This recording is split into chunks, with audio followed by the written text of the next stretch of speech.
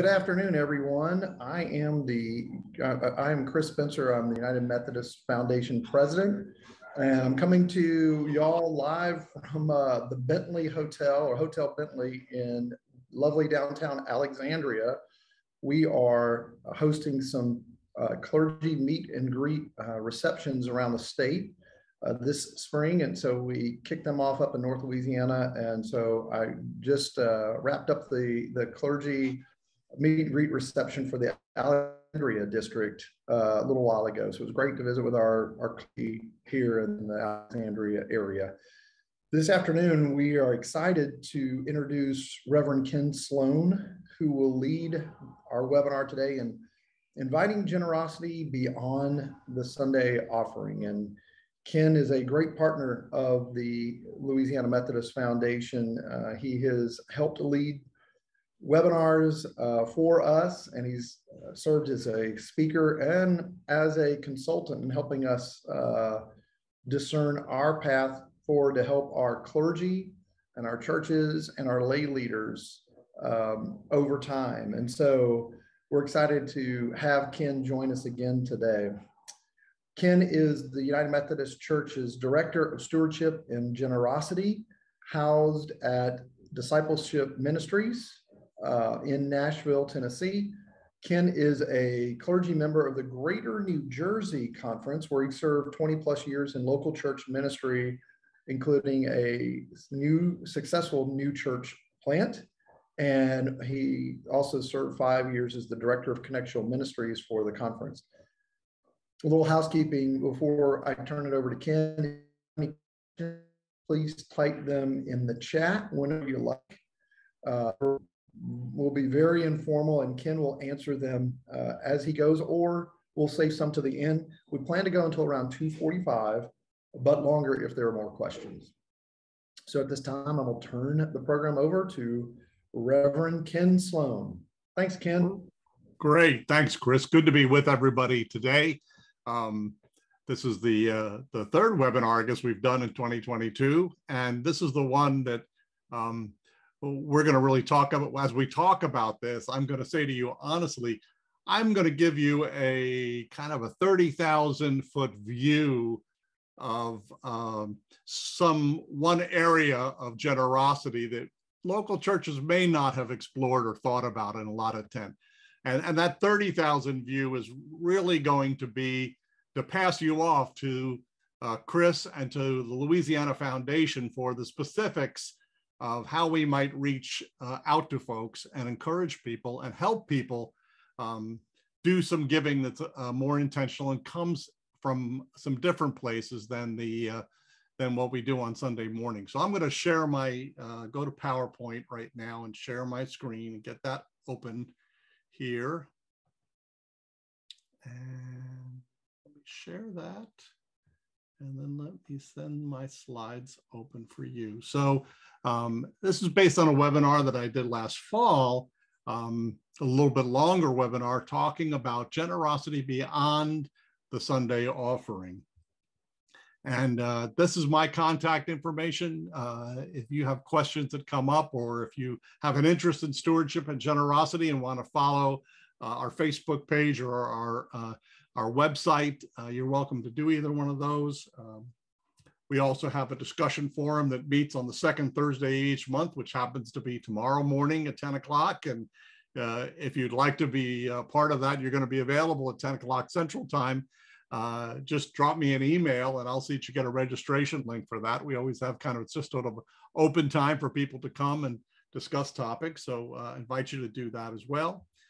But we're going to start with this question about why are we talking about something beyond the Sunday offering? Now, this image of an offering plate, our classic offering plate, is probably one that some of your congregations may have kind of set aside during the pandemic time, but it basically reminds us of what for a long time has been our traditional way of funding mission and ministry.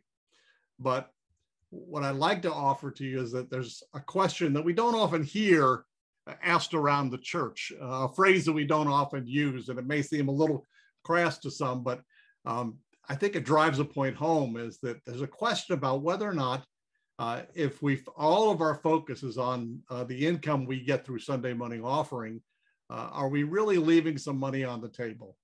Are we really not inviting people to participate in an aspect of generosity that they might be really excited about, and they may feel more engaged with their church as they make the commitment to give in a different way? And so that's really what I'm going to try to explore with you.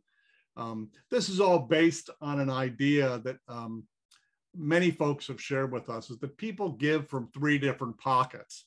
And what we think about when we think about our Sunday offering or the tithes that people give, we're really just focusing on their income pocket, their, what they're receiving as a weekly paycheck, or what their retirement income is set, and how they manage that retirement income to include their generosity to the church.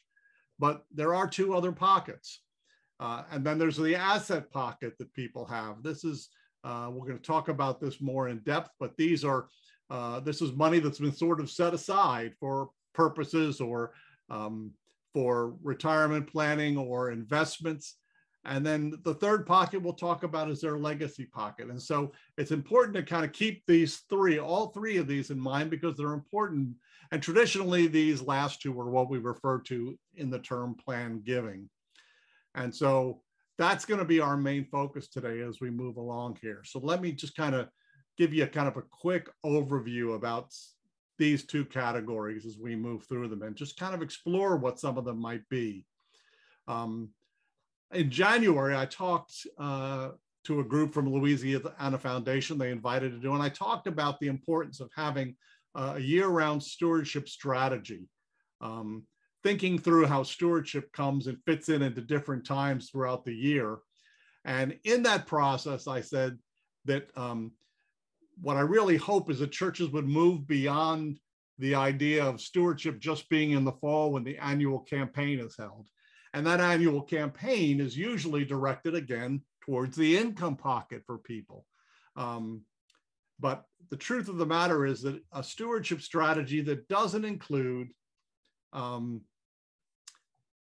planned giving invitations, and that only includes asking for donations for the income pocket, is really not a complete strategy. If you're not reminding people of the opportunities they have to give in other ways, then your strategy is not quite complete. And you'll see that, I think, as we talk about this and we lift up some of these other possibilities. So that asset pocket could be cash. It could be assets, gifts are very often cash. They may be in the savings account or another account, usually an account that's not used for the regular, week to week, month to month expenses that people have. So it's money that they've kind of put away. They're not sure what they might do with it. They might need it, they might not, but that's really the asset pocket.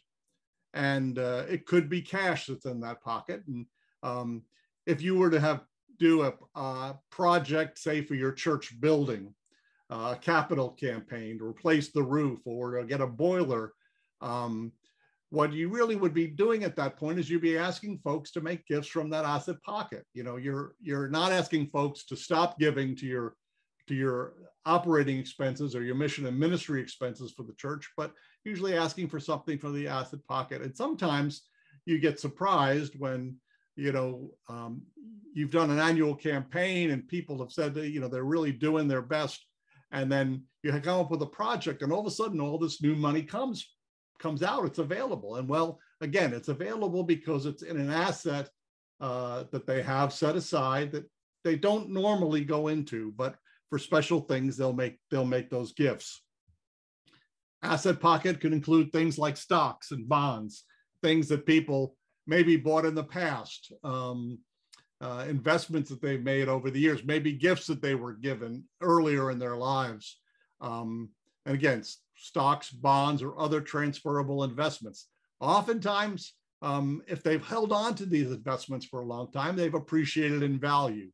And so that's something that can be in the asset pocket that may be very attractive for people to turn over. And I'll talk a little more about that in a little bit. The asset pocket nowadays might also include something like cryptocurrency, Bitcoin, or other cryptocurrencies. There seem to be new cryptocurrencies coming out every day. I wrote an article kind of as I was getting myself more familiar with cryptocurrency and how that might be handled if a church was approached about a gift of cryptocurrency. And I wrote an article, and Kelly is going to send you a link with the recording of this, and she'll include a link to that article. But you can find that on the on our website. In fact, if you probably Google 10 things churches need to know about cryptocurrency, that article is probably going to come up on the UMC discipleship page. But again, it's another asset, and you know, one of those assets in which you may not want to get involved in handling Bitcoin, but it can be transferred. It can be cashed in, it can be turned into dollars, it can be used for ministry. Asset pockets might even include real estate. People who have a family home or a vacation home. Again, as people get older and they raise their children are on their own, their children may not really have a great need for things that they've accumulated in their lives. And so again, these are where these other kind of gifts might come in. Oftentimes a real estate gift might be a parcel of land that somebody had a plan that they were going to do something with, but that plan never materialized. And so the gift can be come in a variety of different ways. One of the key things to remember about most of the things that would be in that in those asset pockets, like the stocks and the bonds and many of those things, the cryptocurrency as well would fall into that category, is that if things have increased in valuation, and up until a couple of weeks ago, the trend was for a lot of those kind of investments to increase in value pretty quick.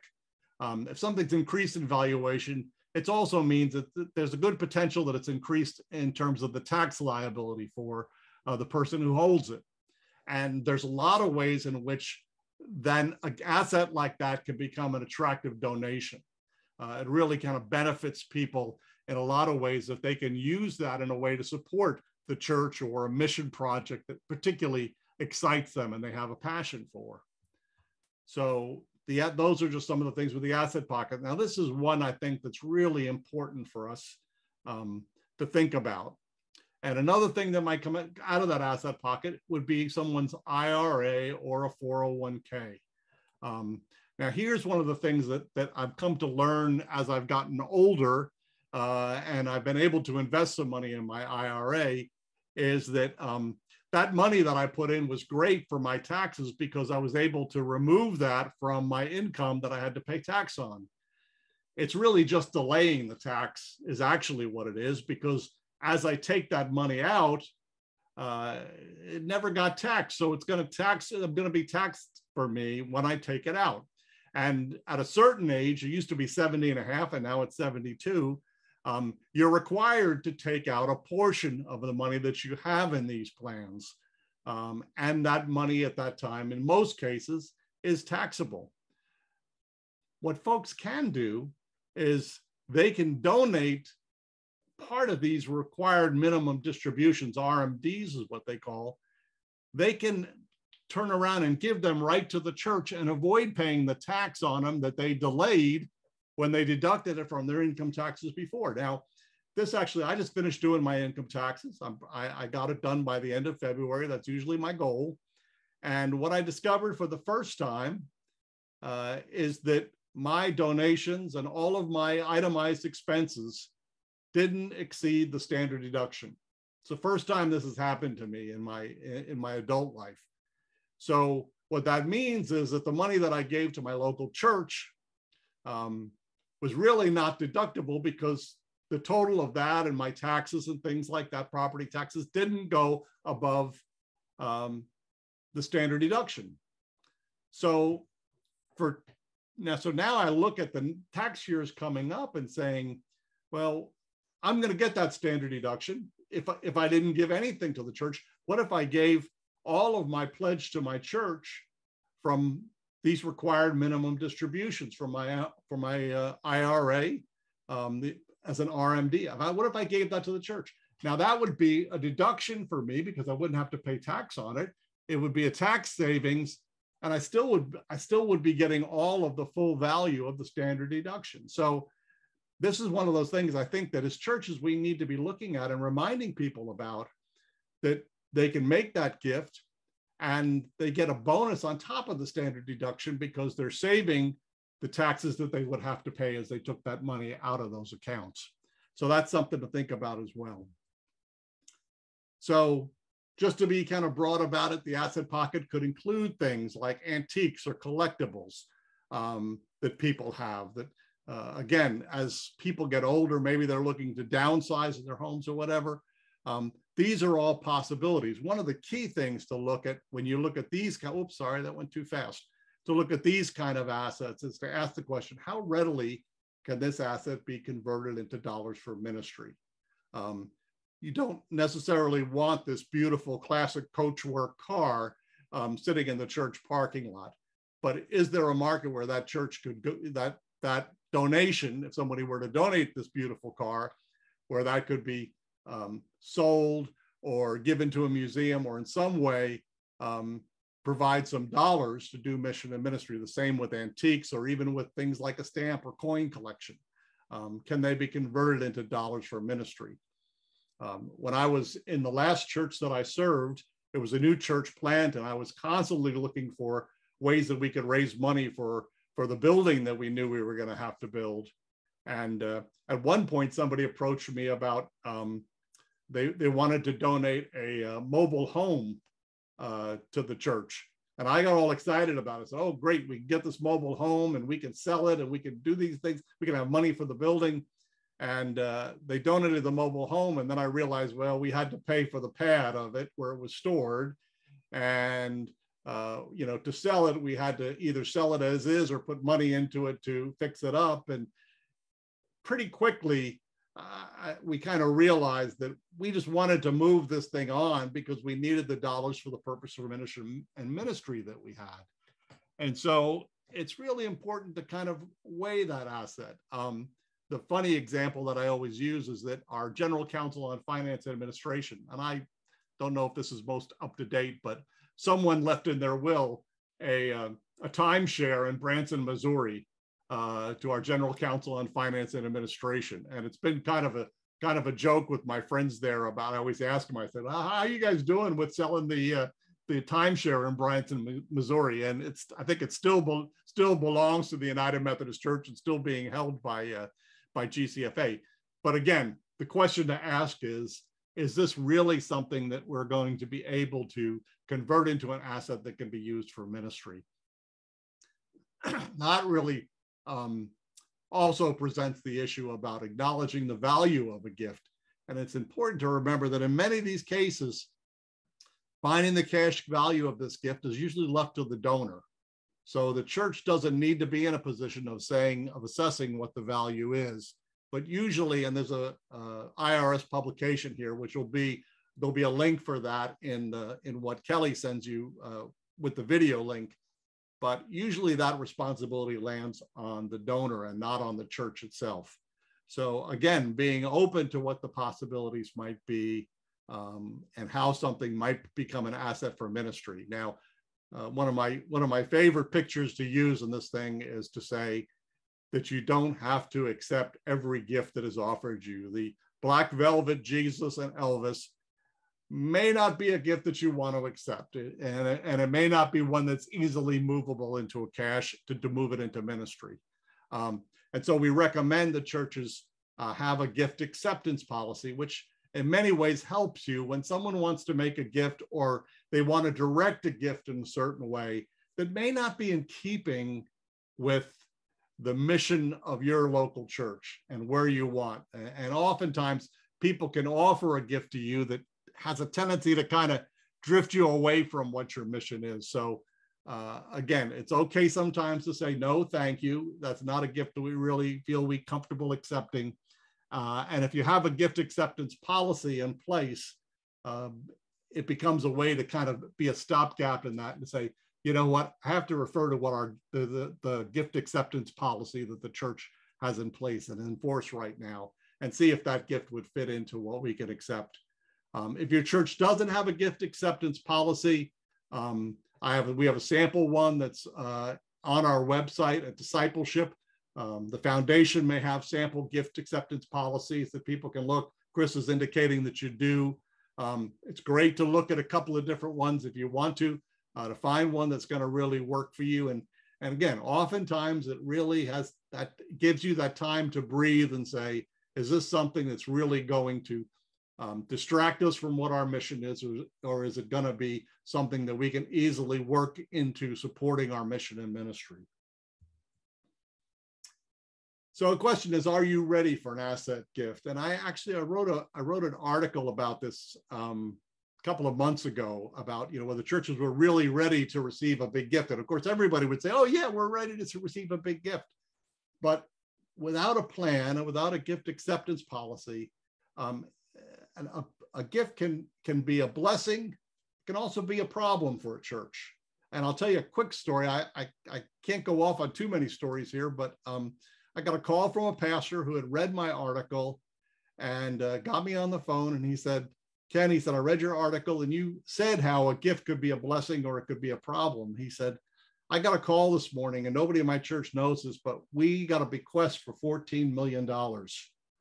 And this pastor was smart enough to know that as wonderful as that gift was, and as much generosity was involved for their congregation, which was not a large congregation, that had 120 average worship attendants, a gift that size, if it's not handled right, and there were no designations on it, if it wasn't used and planned for in the right way, it could really make a church become very lethargic about their mission and ministry. And I was so impressed with him that he called and asked that question. And again, he got connected with his foundation, got some good advice about it, ways in which they could utilize that money in special ways for special ministries. And I think they're probably still developing a plan for it. But anyway, it's important to think about what would we do if a gift like this might land in our laps, might be offered to us, and to have a vision for what we might do with it. I think it's an important thing for us to consider. So the last pocket that we're going to talk about is that legacy pocket. And usually what we're talking about there in the main area would be wills and bequests.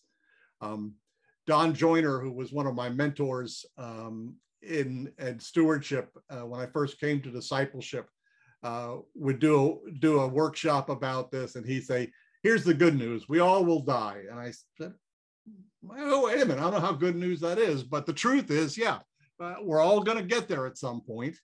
And the reality is that when people die, their assets are going to go to only a small number of places. They will go to their family and friends, if that's what they designate in their will. They could go to a charity, to a school, or to a local church.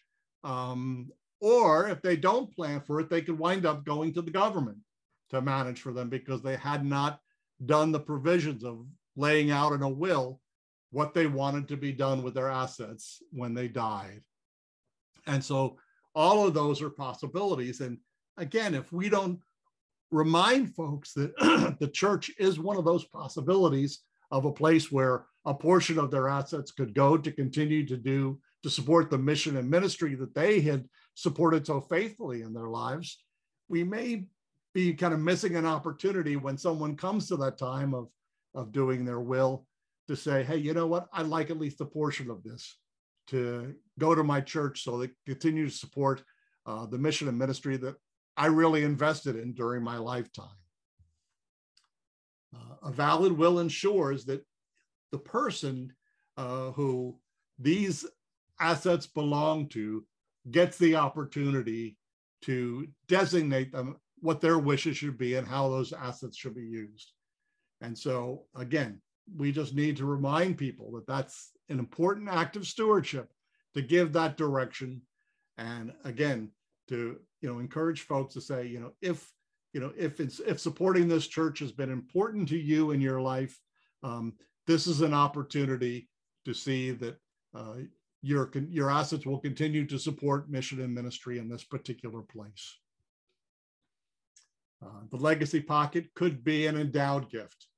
It could be a gift that will have an impact that's going to extend beyond someone's earthly life.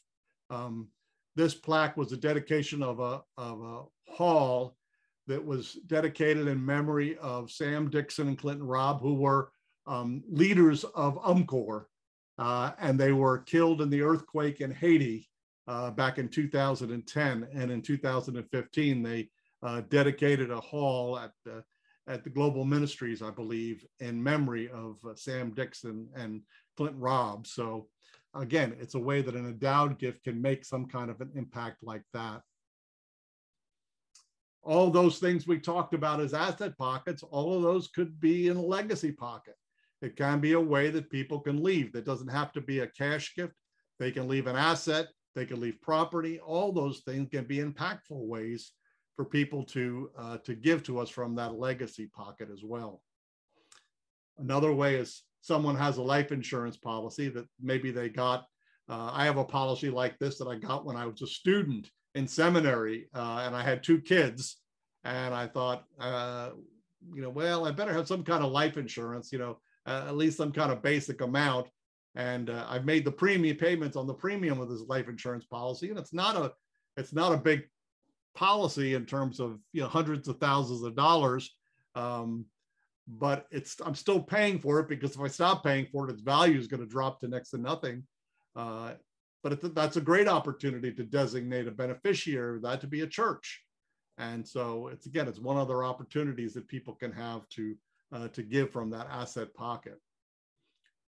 So when we think about inviting people those times to give from that legacy pocket, I'm reminded of the Marble Collegiate Church had a line on the bottom of their stationery, and I imagine that some churches now have put a line on the signature part of their emails that just simply said, "Remember the church in your will. Remember the church in your will." Who are the people who are most likely to give? Well, every once in a while, you'll hear a story about someone from a community who somehow was impressed with the ministry of a particular church and remembered that church in their will, or somebody who left a legacy to be divided among all the churches in a community. But the reality is that the people who are most likely to give from that legacy pocket are people who are supporting you now, because they believe in your ministry. They not only give their money, they give their time and volunteer. Most of them, the people who are going to include that, are older. They're in that stage of life where they're thinking about their legacy. And the reality is that most of those people are female, because women live longer than men do. And so as you kind of invite people to give from that legacy pocket, make sure that the people who are closest to your church are the people who are able to hear that and they're able to speak to it. And oftentimes it's an opportunity in smaller kind of places for people to discuss that, to give them the opportunity to think about a legacy gift and what that might be used for, what particular focus of it might be something that would energize them. And here I think it's kind of an exciting news, the fact that that there are vehicles that people can use to make a legacy gift with that kind of impact, that people can actually decide to do it while they're still alive, and they get to see some of the benefit of those gifts before they die. I found this picture, and I love this picture of this man who's woodworking is his hobby, and decided he was gonna build his own beautiful casket, and so he could try it out and see. But it's that idea that we could experience some of the impact of a legacy gift during our lives, and that's an exciting thing to be able to offer people. There are lots of different ways to do that. There's by setting up an endowment. When my wife and I were church shopping around for deciding what church we were going to connect with, we had a tithe account, so we were giving to our tithe, but we were still kind of checking out churches, so we weren't giving to the individual churches all of our tithe account, and we decided to use a chunk of it to endow a scholarship to Africa University. We had included Africa University as a partial recipient of our estate, along with our kids, and it enabled us to kind of build that up. So now there's a small endowment there that's actually providing a partial scholarship to a student at Africa University. And when we die, it'll be a bigger gift, and hopefully it'll be a scholarship for more than one student. But it's that opportunity to see it happen, to know that there's a student at African University who had been helped to go to that school because of the endowment that we set up. So these again are going to get down into more details, in which I'm going to hand it off to Chris and Kelly to help you with this. But these are just some of the ones that I know about, where people can give a charitable gift annuity, where they can even get some money back from it. Charitable remainder trust, pooled income funds, different things like that. The idea is that people can donate now. They can get tax advantages from that donation, which is wonderful. But best of all, they get to see the fruits of their gifts. They can actually see what's going to happen while they're living and what's going to go on after they're gone. And I think that is so crucial. And it's just such a neat opportunity for people to have that opportunity to give in that way. These kind of gifts are the ones that require a certain amount of vision, beginning with church leaders and achieving then buy-in from their members. And again, I thought about this slide when I thought about this pastor who had called me to tell me about this $14 million bequest that he got. And the idea that he understood that without a vision and without some planning and without buy-in from church members, this gift could actually be damaging to that congregation. It could take away from them any incentive to grow in ministry. I had a young man who worked with me when I was in one of my churches. He was a second career seminarian, worked with me part-time in the church, got his first appointment to a church, and it was a church that had received a large bequest. And the congregation just didn't want to do anything. He was fresh out of seminary and excited about growing mission and ministry, about reaching younger families, about reaching more people. And his congregation said, well, we don't need to reach more people. We're fine like we are. And, we don't need to do a stewardship campaign, and we don't need a Sunday school, because the endowment gives us all the money we need to keep going. And it just ripped out from that congregation any sense of their mission and sustaining, because the endowment just kept them and made them apathetic about growing mission and ministry. And so having a vision, bringing your church leaders into that vision, getting buy-in from your members to say, we're not looking for someone just to underwrite our church and keep our church as a happy social club for us. But we want to have a plan that will give us some vision to grow ministry. And we're willing to do the work that we need to do to keep ministry going here. But we want to see that gifts like this will grow us and will reach more people and will touch more lives and give us more stories of impact from the giving that we do. So again, it's embracing that kind of vision, I think, that is so important in here. Can we improve our communication about this kind of giving? Obviously, I think we can. And I'd like to share some ways we can do it. You can I'm going to send you some brochures that we have, but you can prepare information and reminders for people about these kind of opportunities to give. And again, the foundation can help you with some ideas about that. Mention things in your newsletters and emails that go out. Remind people about that this is an opportunity in a way that they can give. Set up a section on your website where it talks about what's happening. If you're in your church and you have been blessed by some gifts that have come to your church, either asset gifts or legacy gifts, find ways to tell stories of how they're making an impact. Get other people excited about those things. Do some training for people about the importance of having wills, or explaining to them what some of these other opportunities are and how that can happen. Again, find new ways to tell people about the impact that they can make beyond what they give for the ongoing operation and mission and ministry of the church. What are their passions about areas of ministry where they'd like to see the church grow? So again, find ways to get those stories out. And where's the best place to begin? Well, I think as church leaders, the best place to begin is with yourself.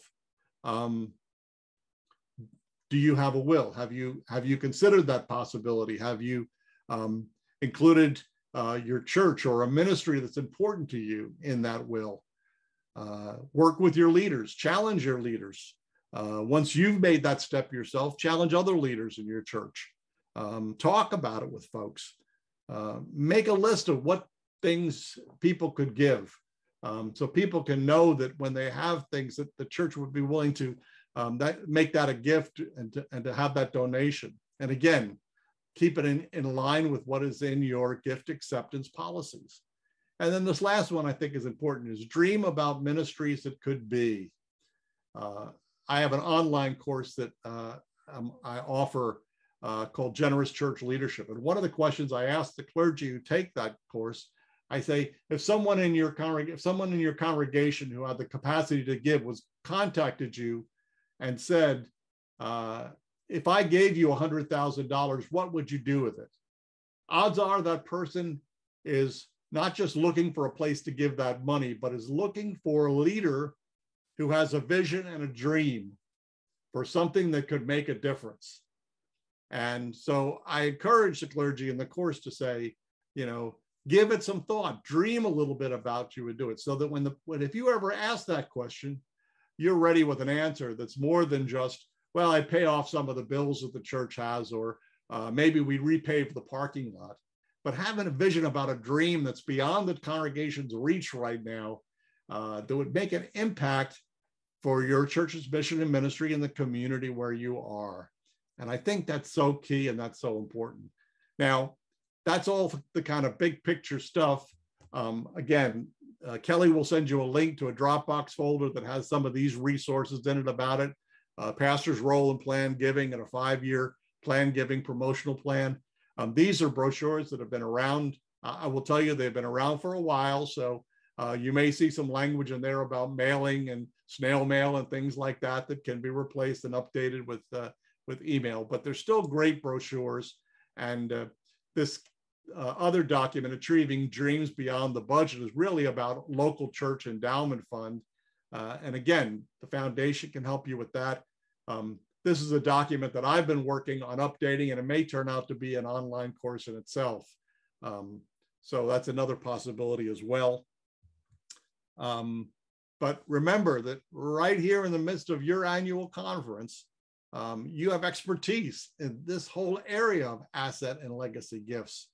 And so reach out to Chris, reach out to the foundation, get a chance to visit with Chris when he's traveling and itinerating, an annual conference, maybe get a chance to get aside and say, hey, look, the gift hasn't come now, but we just want to be better prepared for it when it comes to us, when that moment comes. Or we want to be able to talk with our folks about this a little more. And sometimes bringing in someone else to come and talk about the importance of these kind of gifts and the impact they can make can be helpful as well. So right here in the midst of your annual conference, you've got this great resource and this great asset. And when I get calls about any kind of a planned gift, and I got a call actually just a couple of weeks ago from an attorney who was looking for the name of a particular church that someone wanted to make a planned gift to. And just out of the blue, they had asked me about this particular church, and I had to look up to try and find, they wanted to find the correct name of the church so they could put it into the document, into the I'm assuming was a will. And I wanted to say, well, did you call the church and ask them? That would have been the obvious place to get the correct name of the church. And I realized that the donor didn't want the church to know about the gift now. They wanted it to be in their will, and they wanted the church to find out about it at the time of their death. And so there's a lot of reasons why that might be their rationale, and they wanted to keep it quiet at this point. But again, we just don't know when that gift might show up. And you want to know that you have a relationship with some folks who are going to help you, kind of guide you through that process, and can help you with the investment of that gift in a way that it's going to continue to do mission and ministry. It's going to strengthen your church and not weaken people's commitment. So anyway, reach out to Chris and to the foundation and get that good advice that's there. So that's about what I have. I don't know if folks have questions. I'd be happy to ask questions, or Chris can answer them as well. We've got there is a question in the chat. Okay, let me take a peek. There you go. Do I recommend having a separate account to handle transfers of cryptocurrency to cash? That's a real good question. I'm not going to answer it off the top of my head.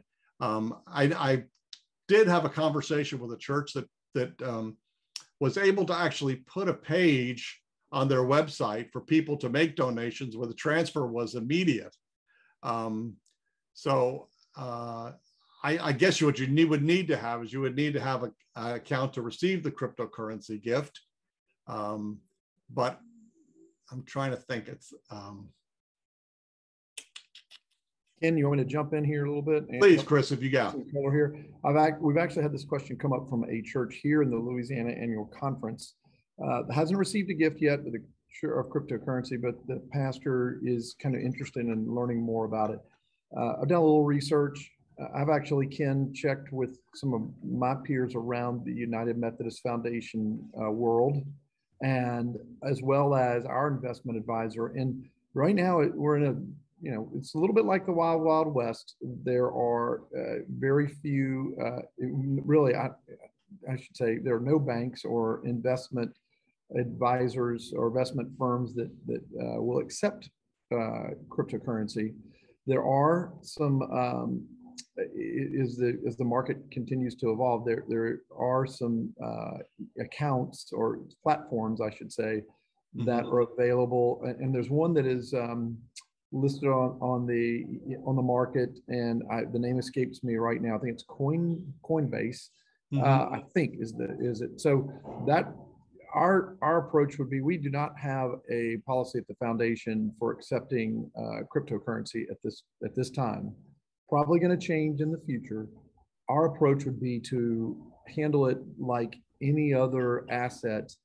How, and Ken, you referenced this in the slide, how quickly can you convert that donation, that asset to cash to benefit the church or the ministry that was intended by the donor?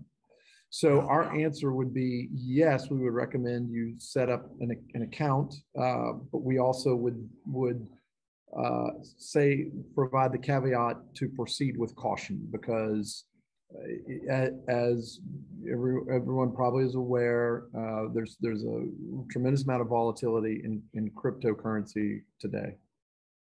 Yeah, and in that article that I wrote, and again, I'm not doing well remembering things out of it. There is a section there that talks about what the church's responsibilities are for acknowledging it and setting a value and some things like that. And it's not very unsimilar from stock gifts and whatever in terms of, how it has to be, at the time when it's transferred. It's also an area where I'm just hearing news that, the government is going to starting to set some regulations about cryptocurrency and things. And, it's very volatile, but, there are stocks that are volatile as well. Again, unless you have somebody who is big into cryptocurrency in your church and is willing to monitor it, the recommendation that I made is receive the gift and turn it, convert it as quickly as possible. And follow the regulations the IRS has said for how you have to do it.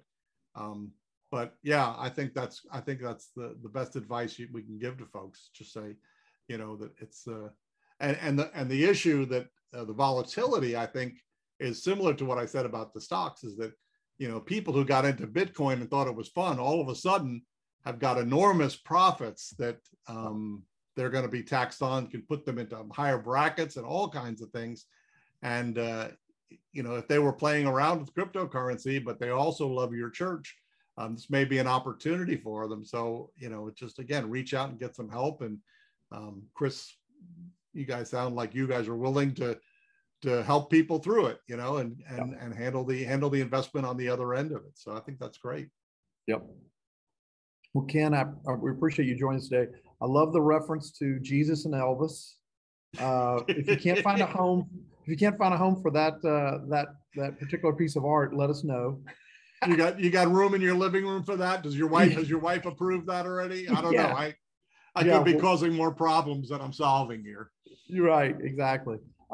In all seriousness, though, your example of the $14 million gift is a great one because, it would be, I think we could term that as a good problem to have, but it could be a problem nevertheless. And you bring up some great points. We do encourage our churches to develop a gift acceptance policy. We have some examples. I'm glad, Ken, that you all have a draft or a template to provide as well. We can help with that as well. We actually have one church that we worked with recently to help draft that is represented on the call today. So that's been real helpful because they've been super diligent and really thought-provoking in their process, and the result of that is I think they really have developed a really strong program for planned giving going forward that's going to benefit their church for years to come. So that was a great point to make, Ken. In addition to the other information that you've provided today, I would also add that we're here to provide resources. Every church's story is a different story, and I think that's what makes our job so compelling. Just like every body story, every donor story is different. And until we sit down, have an opportunity to sit down with a donor, we never really know kind of sort of what's under the hood, so to speak. But more than anything else, it starts with donative intent. And it starts with what's in our hearts. It starts with what we want to do to benefit the ministries that have benefited us in our lifetime, or that we've given of ourselves to in our lifetimes. And that's what makes our role at the foundation so much fun, when we can see that donative intent turn into reality. I think one of the points you made, Ken, that is really important is you don't have to wait until you're after your lifetime, until you're gone, to make a planned gift. There are ways that you can make a planned gift that are going to benefit your church or your favorite ministry through the remainder of your lifetime. I'm reminded too of some examples that in some situations and experiences we've had where we've worked with donors who have really not realized the assets that they had. But again, it came down to donative intent. And as we worked with those donors, we helped those donors understand and strategize, in addition to their other kind of trusted advisors, like their CPA, maybe their investment advisor, their estate planning attorney, to do what was best for that donor and for their family. And so that's a key point and key message too, is that we don't want to compete with those other advisors. We want to work with them and be kind of part of the team, so to speak. And we want to do what is best for the donor in every situation, and help them achieve the goals that they want to, that they intend to reach in their lifetime and beyond. So Kelly, thanks for putting up the slide on planned giving resources that we offer at the foundation, and we're happy to help however we can. And if you subscribe to our materials and receive our quarterly Legacies newsletter, and in addition to some of our other materials that we send out electronically and through print, you'll see some of the stories and some of the ways that donors have given and made a lasting gift to their church or their favorite ministry.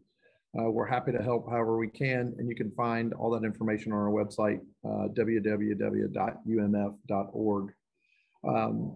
Again, thank you, Ken, for joining us today. The webinar was recorded, and we'll be posting it on our website in a few days. I just would wrap up to say that the foundation has all kinds of resources for your church to use on planned giving, to educate your congregation, or to promote planned gifts, or start a planned giving committee. Contact us if we can be of any help. I'm happy to help. Bob Carroll is our development officer for North Louisiana, and his contact information along with mine is on our website as well. Ken, any final comments or thoughts? No, I just think, like I say, this is one of the blessings that we have as a connection, is that, conferences align with foundations, working side by side. And again, getting folks who to manage these kind of programs and instruct us with this, who, like I say, have a heart and a mind for mission. And that's a wonderful gift that we have across the church. So again, this is I encourage you to invite the folks in your church to build a relationship with your foundation and to find those mission opportunities together. Yep. Ken, your website, before we wrap up, the website for discipleship ministries where folks can go and find resources is umcdiscipleship.org/stewardship. Great. Yep. Ken's a great valued partner, as I said at the start, and there's a plethora of resources on their website too. So if you want to go do a little research, you can do that as well in partnership with what we can provide and support in addition. If there are no further questions, then we will adjourn for today. Thank you all for joining us. Thank you for your continued support of the foundation, and we will post this recording in the next few days. And have a great afternoon, and God bless. Take care. Good to be with you. Thanks. Thanks again.